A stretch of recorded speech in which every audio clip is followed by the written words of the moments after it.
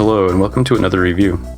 Today we're looking at Macbat 64, a 3D platformer in the style of classic Nintendo 64 games like Banjo-Kazooie. This is the first of developer Ciactro's games on Steam. You may know of them from some of their other titles such as Beanie, Super Kiwi 64, and the Tori series.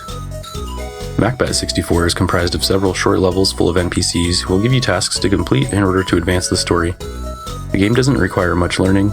Anyone can jump in and start playing immediately. The controls are simple and intuitive. You can jump or repeatedly jump to flap Macbat's wings and gain some vertical distance. Some levels introduce new mechanics to keep it interesting, such as the ability to shoot spitballs in certain situations. This isn't a persistent ability though. It's available while it's needed and removed when it's not. Overall, it's very straightforward and easy to pick up. This concept of lean game design runs deep in this and Ciactro's other games. They tend to be short, sweet, and to the point. Macbat 64 can be beaten in about 1 hour, and the price is reasonable to match that.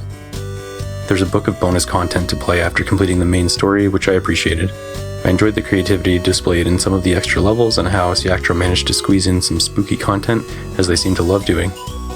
I do wish the game was longer, but I can forgive it since this is a solo effort by an indie developer, and like I said, the price is very reasonable. I have no regrets supporting projects like these. Hopefully in the future we can get some longer games with more content though. Besides being short, the other area where Macbat 64 could have been improved is the camera control. It's a little difficult to manage at times, but I don't want to make it sound like it's a big deal.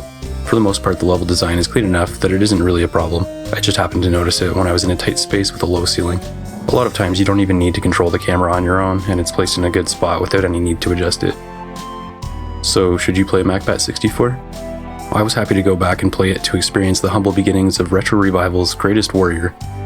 If you haven't played any of Ciactro's other games yet, I think that this title maybe isn't the best one to start with. I would suggest starting with Beanie or Tori 3D, and then come back to Macbat if you enjoyed those. The reason I say this is that those games feel more focused in their vision, and especially Tori 3D feels more polished and complete. Macbat feels more like a collection of ideas and demos that were packaged together. Not that there's necessarily anything wrong with that, it's just a little more rough around the edges in comparison. It's good for what it is, and definitely targeted at a niche audience. If you have nostalgia for the days of Nintendo 64, this will give you a quick blast from the past without overstaying its welcome. I hope you enjoyed the review.